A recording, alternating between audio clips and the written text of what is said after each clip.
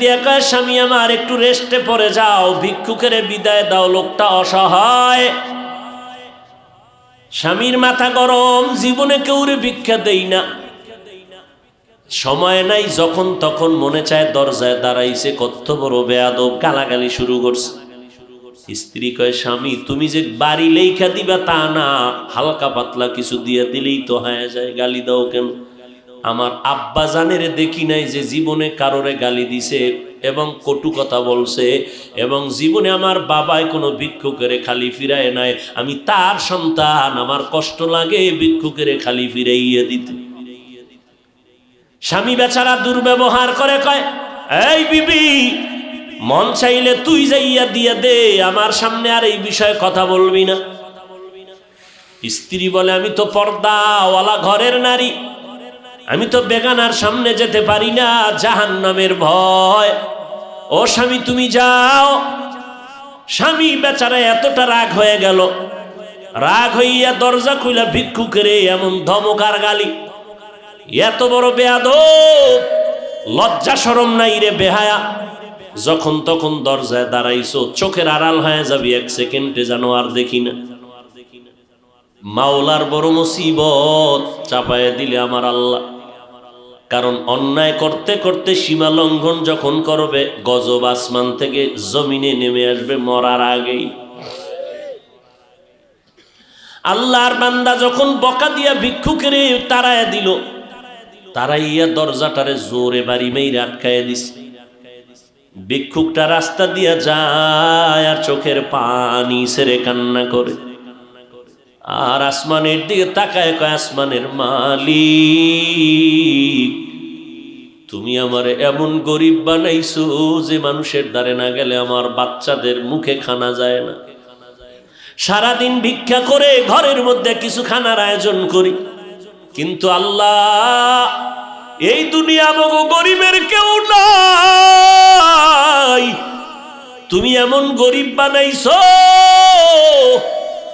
তবে তোমার কাছে আজকে একটা কলিজায় মানাইতে পারি না, বিচার দিয়া গেলাম।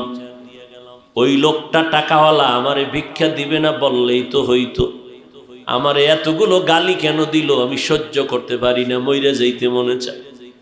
আর দুনিয়ায় কেউ আঙ্গ জুলুমের বিচারও করবে না, মালিক তোমার হাতের দ্বারা বিচারটা চাই। গরিবের কান্না কবুল হয়ে গেছে, জাগাত কবুল। চোখের পানির বর্দ আমার মারাত্মক, চোখের পানির বর্দ বড় মারাত্মক। বড় বড় বড় বড়রা কেন এত বিপদে পড়ে, কোন গরিবের জানি কান্দাইছে। চোখের পানির বর্দ আর জাগায় কবুল হয়ে যায়, আর সে আজিমে মাঝখানে পর্দা থাকে না,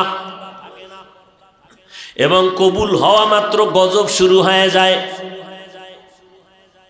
আল্লাহর বান্দা কান্না করেছে, ঘরের মধ্যে তুমুল ঝগড়া শুরু হয়েছে। এইবার স্ত্রীকে ডাক দিয়া তর্কে তর্কে তর্কে তর্কে, স্বামী বেচারা গরম, ব্যবহারের কোনো আদব নাই, ধমক দিয়া কয়, আমার ঘর থেকে বের হয়ে যাও, আর আমার ঘরে থাকবি না, আমার ভাত তোর জন্য হারাম করে দিলাম, তালাক দিয়ে দিলাম। নিয়ামত আল্লাহ দিছে, লাথি মেরে সেই নিয়ামতের তাড়ায় দিছে। আমার আল্লাহর ওয়াদা, ওয়ালা ইন কাফারতুম ইন্না আযাবি লাশাদীদ, গাদ্দারি করবি, কঠিন শাস্তির মুখে পড়তে হবে। কপাল থেকে নেককারিনী মহিলা তালাক দিয়ে দিল, কপাল খারাপ। অনেক মানুষ গ্রামে কয় সুখে থাকতে, বড় কঠিন। আল্লাহ শান্তি দেয়, মানুষ লাথি মাইরা তারায় দেয়, শান্তি লাগে না। আল্লাহর বান্দি চোখের পানি ছেড়ে কান্না শুরু করলেন, কারণ জাতের মাইয়া যারা, জাতের অজাতের না, জাতের যারা মাইয়া, এরা টাকার দিকে তাকায় না, সম্মান আর ইজ্জতের দিকে বড় নজর করে। আমি জাতের মেয়ে, জীবনে কলঙ্ক আসবে কেন, স্বামী খারাপ পাই ভালো পাই, জীবনে আমার স্বামী হবে একজন আর কেউ না। কলঙ্কের বোঝা নিতে চাই না, কে তার কান্না থামাবে? বাধ্য হইয়া আল্লাহর বান্দি কান্না করে করে করে করে বাবার বাড়ি চলে গেল। ও বাবা, আমার কপাল খারাপ, আমার স্বামী আমারে বিদায় করে দিয়েছে। বিয়ার বর হতে আজ পর্যন্ত স্বামীর খেদমতে কোনো ত্রুটি করি নাই, কিন্তু এক গরিব ভিক্ষুকের সুপারিশ করতে গিয়ে আজ আমার তালাকের স্লোগান চলে আসলো। বাবাও বড় ভালো সন্তান, কন্যাকে সান্ত্বনা দিয়া কয় ধৈর্য ধারণ কর, কোরআন তেলাওয়াত কর, মালিকের ফয়সালার অপেক্ষায় থাক। দীর্ঘ 1 বছর আল্লাহর বান্দি ঘরের মধ্যে পর্দা রক্ষা করে, কোরআন তেলাওয়াত করে, আর মাওলার দরবারে যায় নামাজে কান্দে। আল্লাহ, চাইছিলাম স্বামীটারে আমি হেদায়েতের পথে নিব, পারলাম না, কপালে নাই।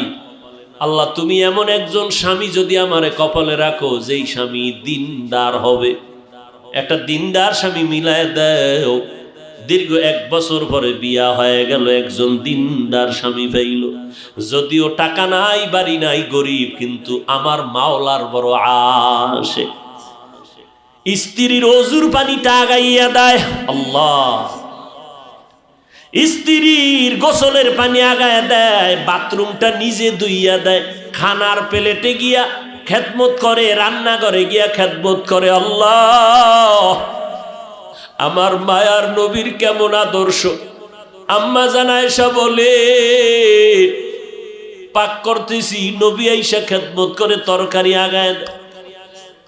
নবী একদিন বাজার থেকে রান্নার মাল কিনা নিজে হাতে কইরা নিয়ে যায়। একজন সাহাবী দৌড়ে কয়, নবী আপনি তো রহমতুল্লিল আলামিন, আপনি কেন নিবেন?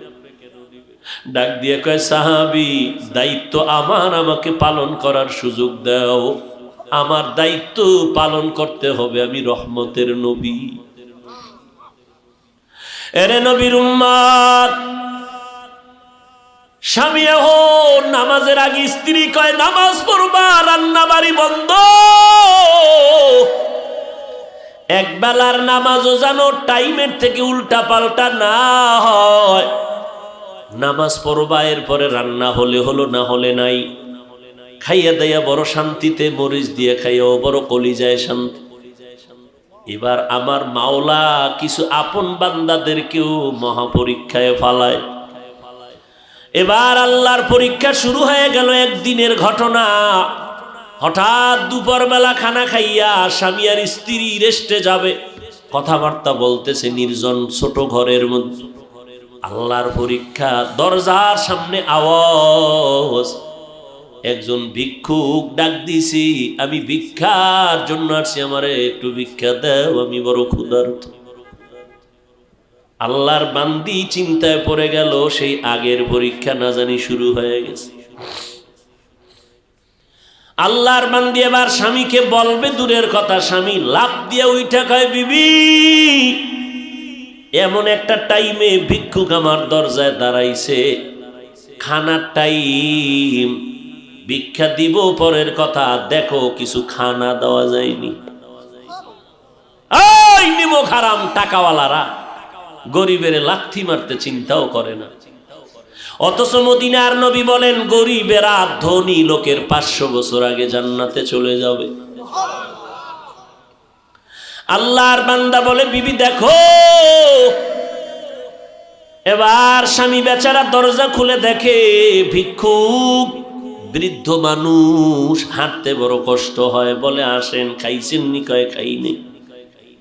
ঘরের দরজা খুইলা সামনে বসাইছেন একটা পাটির মধ্যে। ঘরে গেলেন, বিবি তাড়াতাড়ি কিছু দাও খানার জন্য। খানা দানা তেমন নাই, যা কিছু আছে দিয়ে তরকারি দিয়ে খানা দিল। আল্লাহর বান্দা খানা দিলেন। ভিক্ষুক ঘরের সামনে বসে বসে খানা খায়। হঠাৎ ঘরের মধ্যে আল্লাহর বান্দির নজর একটা পড়ে গেল ওই ভিক্ষুকের চেহারার মধ্যে। আল্লাহর বান্দি মহিলা ভিক্ষুকের চেহারায় অনিচ্ছায় নজর পড়ার পরে কেমন যেন শরীরের মধ্যে একটা কম্পন শুরু হয়ে গেল।